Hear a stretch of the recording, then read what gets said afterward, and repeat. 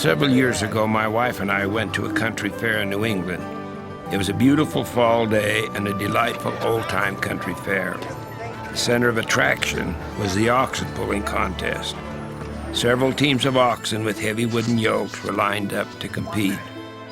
A sledge was weighted with several tons of cement blocks, each block weighing 500 pounds. The object of the contest was for the team of oxen to move the sledge a short, predetermined distance.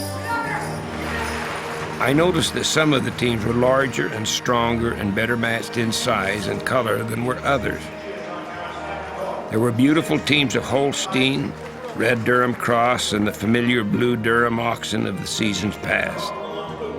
Naturally, these more handsome and well-matched teams were favored to win. If they were successful in moving the sledges the required distance, they would remain in competition.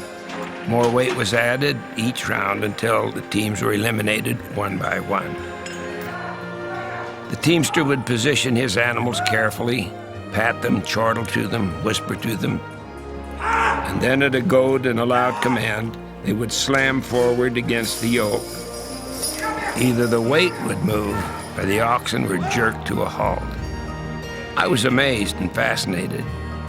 When I inquired of one of the old New Englanders in the crowd for an explanation, I was told that some of the teams were larger and stronger and better matched for size than the other team.